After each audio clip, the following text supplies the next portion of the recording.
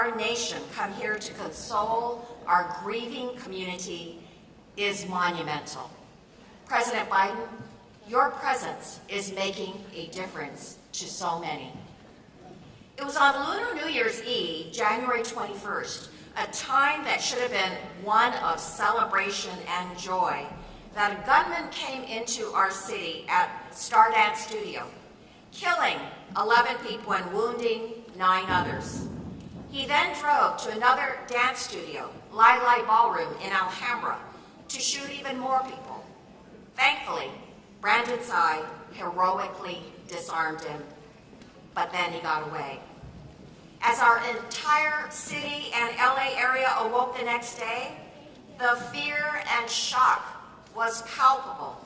I was on the ground at City Hall that next morning.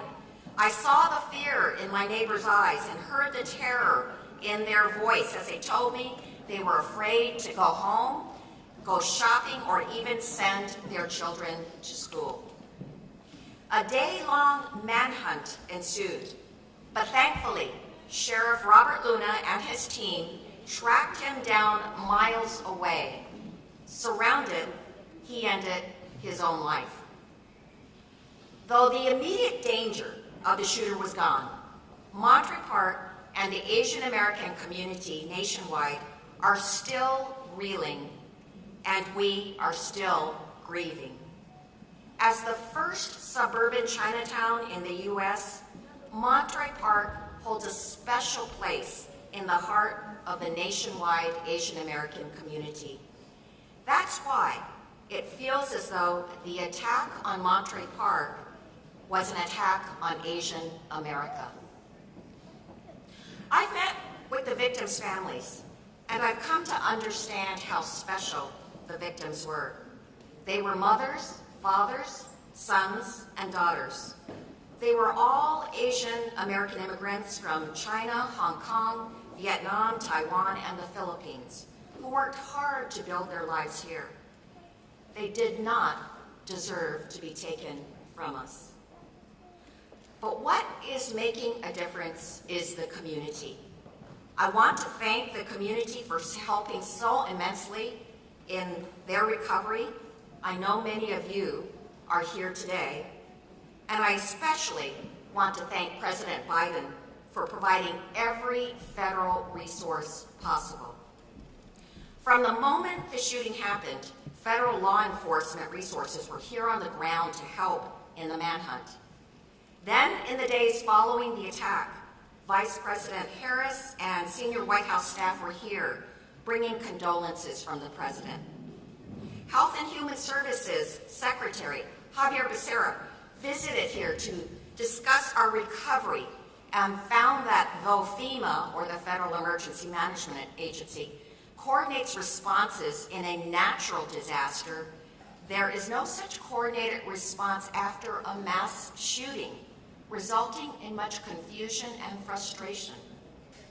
And then, Administrator Isabel Guzman Castillas of the Small Business Administration visited the small businesses near the shooting site to offer resources. We also know this. This shooter had a semi-automatic pistol with a high-capacity magazine that allowed him to shoot 42 rounds in a matter of minutes. He should never have had a weapon that was made for war, nor should the shooters in Half Moon Bay, Buffalo, Uvalde, and countless other places.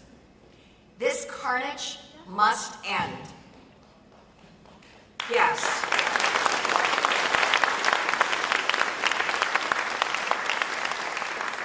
And that's why we must pass a national assault weapons ban.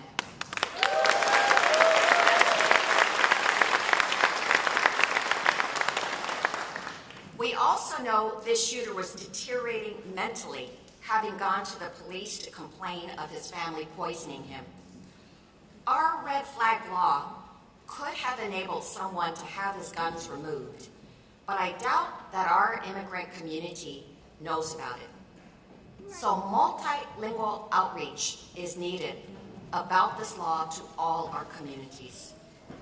So President Biden, thank you for meeting with the victims' families, as well as the wounded, and consoling them. Thank you for being with us today in an ultimate act of healing. Thank you for letting us know that we are not alone. And thank you for continuing to raise your voice for an assault weapons ban in this country, as well as for measures in your gun violence executive order, especially with regard to enhanced red flag implementation and a coordinated FEMA response to mass shootings. We need this so that no other community has to go through what we've gone through. Thank you.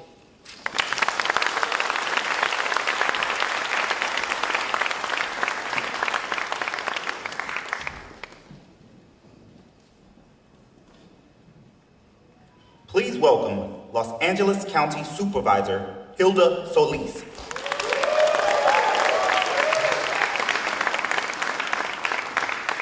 Good afternoon, everyone, and buenas tardes. I'm Supervisor Hilda L. Solis, and I represent the 1st District on the LA County Board of Supervisors. And I'd like to start, first of all, by welcoming President Biden to Los Angeles County, especially to Monterey Park, a city with over 60,000 residents who I am honored also to serve and represent. Thank you so much for being here, the epicenter of a tragic mass shooting. Yes, but, Mr. President, this is also an epicenter of hope and resilience. Here in Los Angeles County, I am honored to have 4 other colleagues sitting on a historic all-women board who, by the way, are all strong gun safety advocates just like myself. Just this year alone, we have unanimously passed 5 gun safety motions, including one you might be familiar with, Mr. President. You and Senator Feinstein put forward 2 bills to ban military-style weapons and high-capacity magazines, in addition to raising the age from 18 to 23 years of age to purchase them. And last month alone, I authored a motion that passed unanimously to support Senator Feinstein's reissuance of these 2 bills. Senate Bill 25 to ban assault weapons and high-capacity magazines, and Senate Bill 14 to raise the age from 18 to 21 to purchase assault weapons. Mr. President, you are exemplifying what we need: strong leadership on all levels of government, to be brave, to be courageous, and to stand with victims and survivors against gun violence. I refuse to believe that thoughts and prayers are going to somehow protect our children and lift our country out of this gun crisis. Your issuance of an executive order on gun control today is a perfect example of what is needed precisely here in America. Every day, we use the authority we have at the Board of Supervisors to keep our 10 million residents safe from gun-related violence, and to support the work of other brave colleagues that you're going to hear from, and you already heard from our Congresswoman, you'll hear from our U.S. Senator, but you'll also hear from our President. And next Tuesday's meeting at the LA County Board of Supervisors, I will be putting forward a motion to support President Biden's executive order. Mr. President,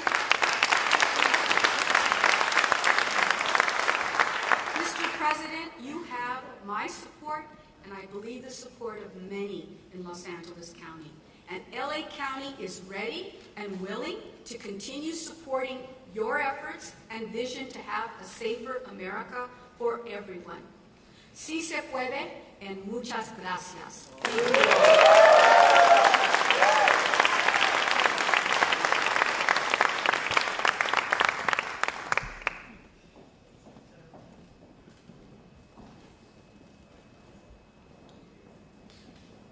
Please welcome Senator Alex Padilla.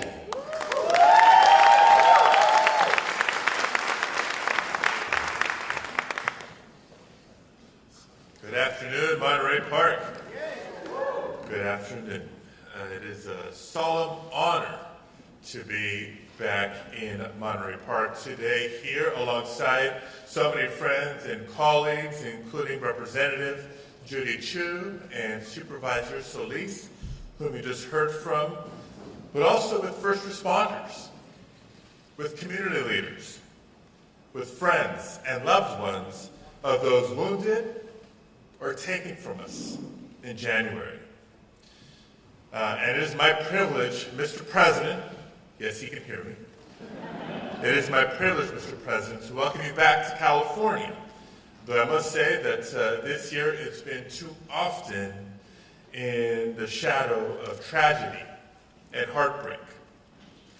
Now, today we gather in Monterey Park, a proud and diverse and welcoming community.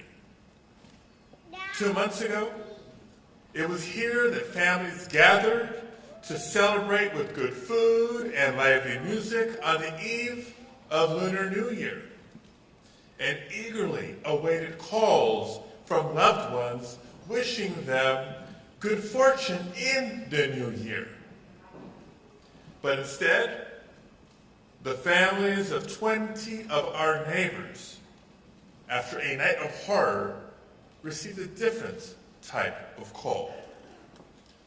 That night, as we know, a lone gunman entered the Star Ballroom and claimed 11 lives while injuring 9 others, taking from us parents and grandparents, and making our AAPI community in particular live in even more fear for their lives.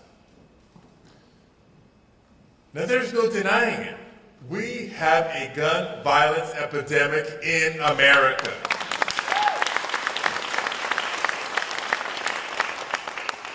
The gun industry continues to work overtime to create a culture of chaos, because to them, American lives are worth less than the profits they make on the guns that they sell. But last year, under President Biden's leadership, Congress broke the stranglehold of the gun lobby when we passed meaningful gun safety legislation for the first time in nearly 3 decades.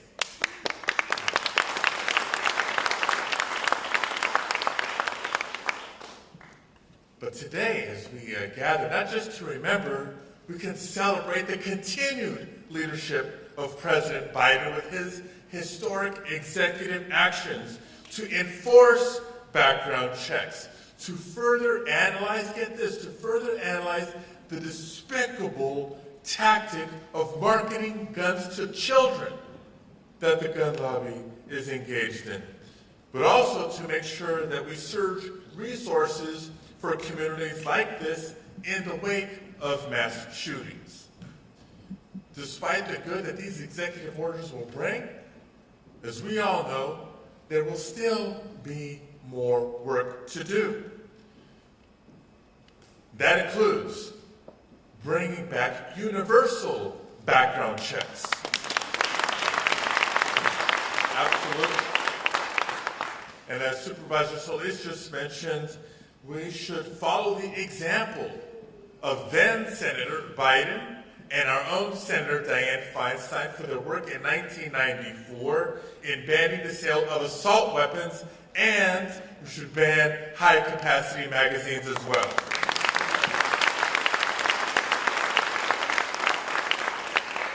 Now, we don't just remind ourselves of these proven policies lightly. We know the work that we have cut out for us.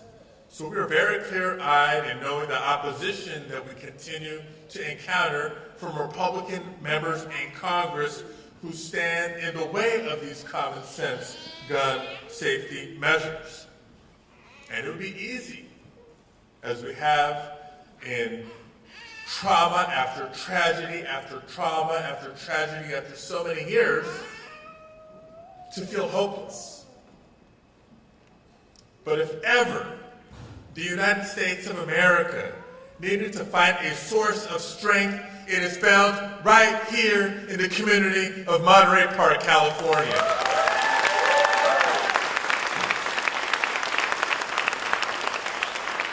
Just think about what we saw, what the nation saw in the days and weeks after the tragedy in January. What we saw was remarkable resilience. We saw the strength of those who rallied this community, like my guest at this year's State of the Union address, the former mayor, Henry Lowe. Give him a round of applause. Along with the new mayor, the entire council, all the leaders of this community, elected and otherwise, who came together to call for calm and healing for so many families. We saw the strength of this very Boys and Girls Club, who honored those lost by celebrating Lunar New Year and giving kids a chance and a place to play or to cry and to heal. We saw the strength in the waves of community members who gathered to build a memorial outside the Star Ballroom, where neighbors would come together to comfort one another and to process the tragedy together. You see, as we heal, and it's a process, it will continue to take time, but as we come together to heal, we know, just as President Biden knows, that the pain and the heartbreak may diminish over time, but it will never completely go away. But we can honor those who were taken from us by taking action to prevent future incidents of gun violence. We can and must save lives. We know what to do. We need the will of Republican members of Congress to help us do it. And we can honor those lost by reclaiming the sacred spaces and celebrations and by embracing the people and places that will always make Monterey Park strong and special. Thank you all for being here today. Thank you for having me. Let's welcome President Biden.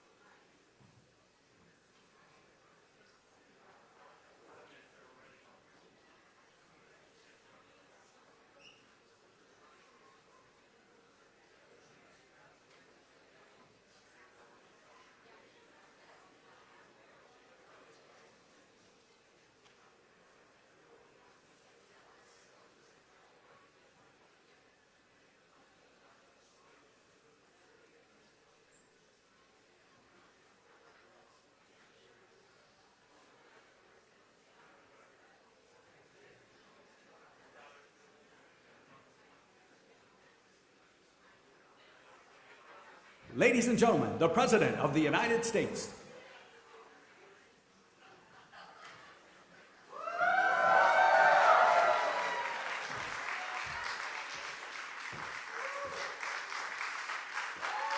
Good afternoon. Thank you. Thank you.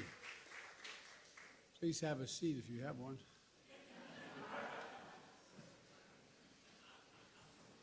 Good afternoon.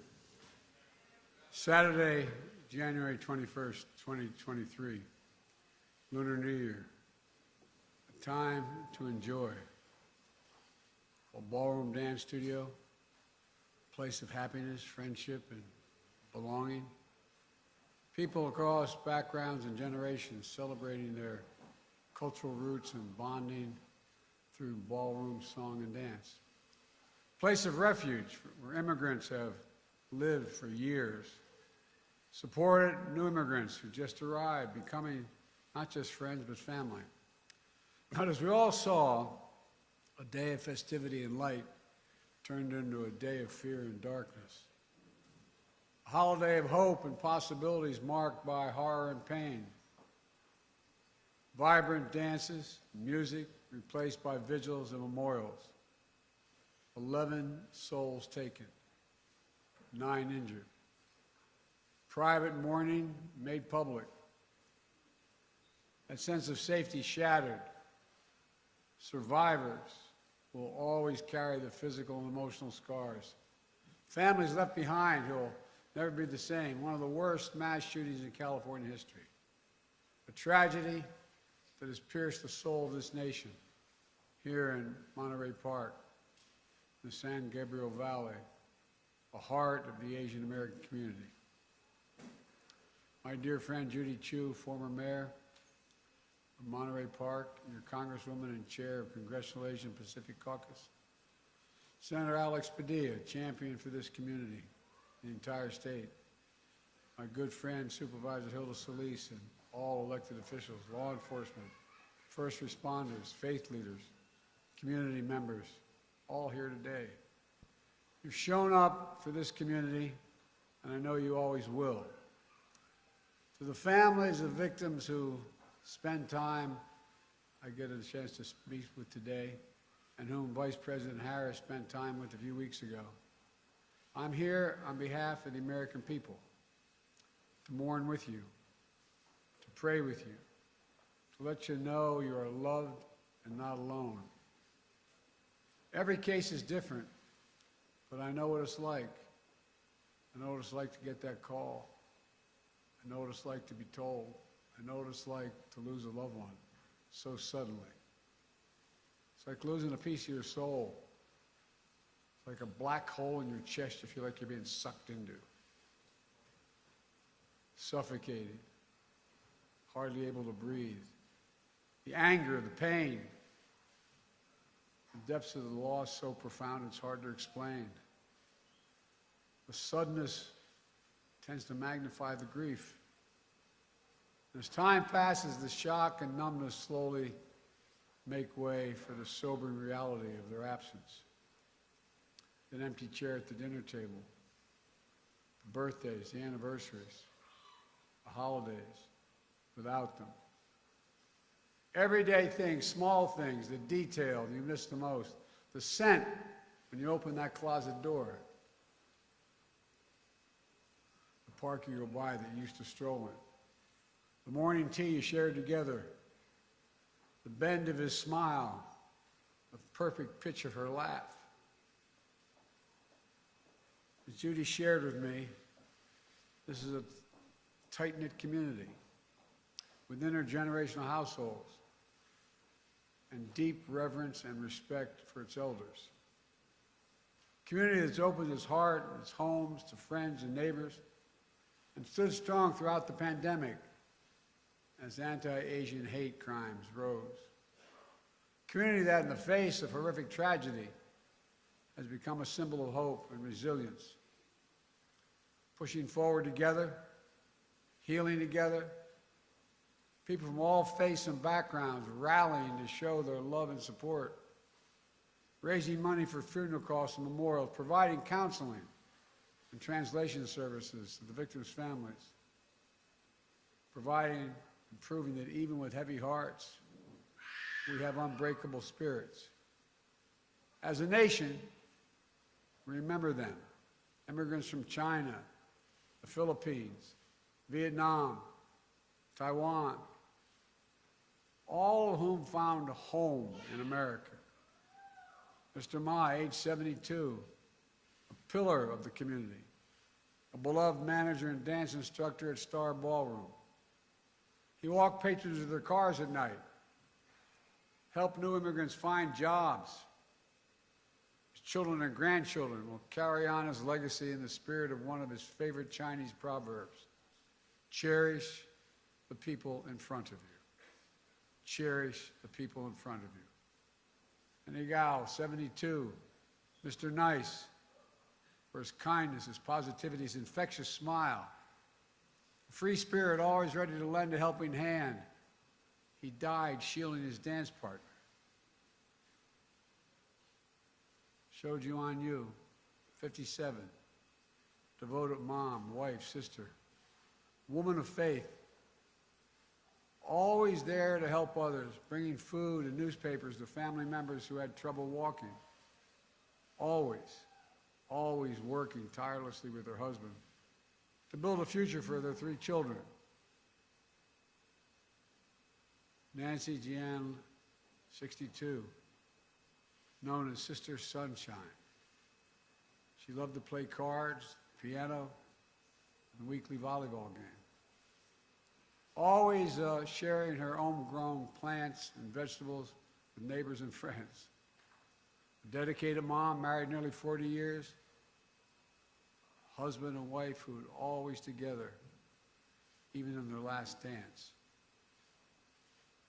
Valentino Alvaro, 68 years old. A servant of God. Life of the party. Storyteller. Who made the whole room laugh. A man devoted to his children and his grandchildren. Mei Nan, 65, bedrock of her family and friends. The eternal optimist, avid dancer who'd visit the studio every weekend, often leaving snacks behind for her classmates. She radiated positive energy through her laughter, her kind words, and her smile. Moy Dayun, 67, refugee, community builder, cherished friend, known for her kindness, her sweetness, her generosity, her beloved family, the center of her world. Diana Tom, 7 years old, devoted daughter, wife, mother, grandmother, who loved to sing karaoke. A giver and an adventurer who loved to explore new foods and travel the world. Charles Zhao, 76, grateful, reflective, believed in living to the life to the fullest. He constantly showed his family and friends and showered them with warm words of encouragement, hope, and love. Tao Yo, 64, a lifelong learner. He retired as a business manager and was pursuing a second career as a pharmacist while caring for his elderly mother. A man beloved by his wife, children, and friends for his compassion, his determination, and his wisdom. Lily Lee, 63, a matriarch with absolute strength, optimism, and grace. Her daughter wrote, "Stolen is a grandmother whose granddaughter fell asleep many nights nestled between her loving arms. Taken away is the opportunity for her grandson to feel her love and warmth." All of them live lives of love, sacrifice, and service for their families, for their community. They represent a bigger story, who we are as Americans, embodying the simple truth that our diversity is the strength of this nation. We saw that strength in Maria Liang.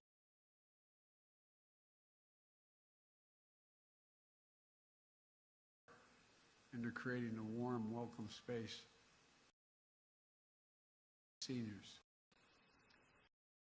That strength in Brandon Say, who met me at the airport, whom Jill and I have gotten to know. 20 minutes after the rampage at Star Ballroom, Brandon saw the same shooter walk into his family's own dance studio, just 2 miles away, pointing a gun at him.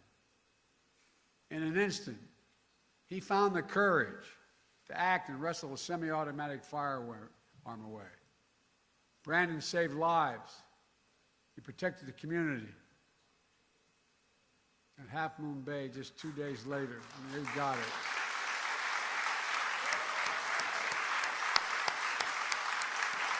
Brandon, stand up.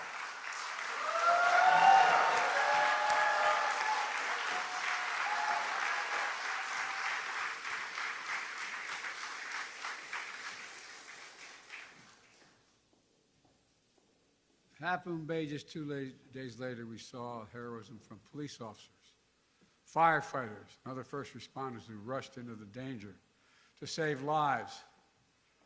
As many of you know, Jill and I invited Brandon as our guest at the State of the Union message because we wanted the country to know all of you, not just Brandon, all of you, the character of this community, the faith you have in this community, the pride.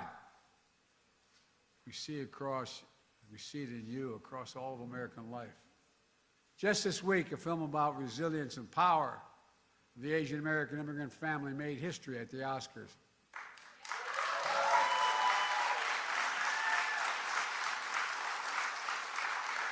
Echoing the heart of so many in this community. We also hear a message we've heard too often, including 2 years ago this week, after the spa shooting in the Atlanta area. Enough. Do something. We remember and mourn today, but I'm here with you today to act. Last year, after the mass shooting in Buffalo, New York, and Uvalde, Texas, I signed into law, after being both places, a bipartisan Safer Communities Act, the most significant gun safety law in almost 30 years. That was in addition to me signing more executive actions to reduce gun violence than any of my predecessors at this point in their presidencies. Today, I'm announcing another executive order that will accelerate and intensify this work to save more lives more quickly. First, this executive order helps keep firearms out of dangerous hands, as I continue to call on Congress to require background checks for all firearm sales. And in the meantime, my executive order directs my Attorney General to take every lawful action possible to move us as close as we can to universal background checks without new legislation. It's just common sense to check whether someone is a felon, a domestic abuser, before they buy a gun. The executive order also expands public awareness campaigns about the red flag orders, laws, which my son, before he died, Attorney General in Delaware, was a great proponent of and instituted. So more parents, teachers, police officers, health providers, and counselors know how to flag for a court that someone is exhibiting violent tendencies, threatening classmates, or experiencing suicidal thoughts that make them a danger to themselves and others, and temporarily remove that person's access to firearms. And it promotes, this executive order, safe storage for firearms, something every responsible gun owner agrees with. Second thing it does, the executive order ramps up our efforts to hold the gun industry accountable. It's the only outfit you can't sue these days. It does that by calling out for an independent government study that analyzes and exposes how gun manufacturers aggressively market firearms to civilians, especially minors, including by using military imagery. And it directs the Attorney General to publicly release alcohol, tobacco, and firearms inspection reports of firearms dealers who are cited for violation of the law.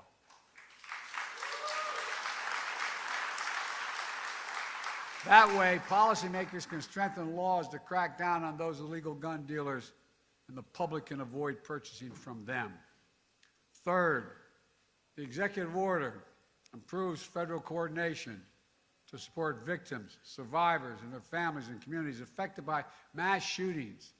The same way FEMA responds to your natural disaster in California and all around the nation, and it will help folks recover and build after folks recover and build after wildfires and superstorms and droughts. For example, we need to provide more mental health support and grief and trauma, and more financial assistance when a family loses the sole breadwinner or when a small business shuts down due to a lengthy shooting investigation. There's more in this executive order, but I'm not stopping there.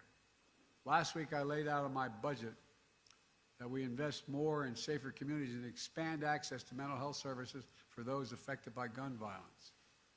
Congressional Republicans should pass my budget instead of calling for cuts in these services or defunding the police or abolishing the FBI, as we hear from our MAGA Republican friends. But let's be clear, none of this absolves Congress the responsibility from the responsibility of acting to pass universal background checks, eliminate gun manufacturers' immunity from liability.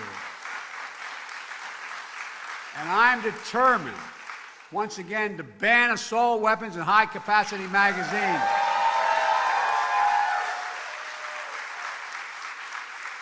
I led that fight to ban them in 1994. The 10 years that law was in place, mass shootings went down. Our Republican friends let it expire 10 years later. And mass shootings tripled since then, tripled. So let's finish the job. Ban assault weapons, ban them again, do it now. Enough, do something big. Folks, let me close with this. Scripture says, the Lord is near to the brokenhearted and saves the crushed in spirit. A lot of us have been there. As you gather here today, I know your hearts are broken, but I know your spirits are strong. And as you remember and heal, I know the light of your loved one is once again going to lead you forward. It takes time. I tell everyone, at least it did with me, it takes time. But I promise you, the day will come when the memory of your loved one brings a smile to your lips before it brings a tear to your eye. A tear will never fully go away. But when you had that smile first remembrance, that's when you know. That's when you know you're going to make it. You're going to know you're going to make it. My prayer for all of you is that day will come sooner than later, but I promise you, it will come. God bless you all. I admire you so damn much.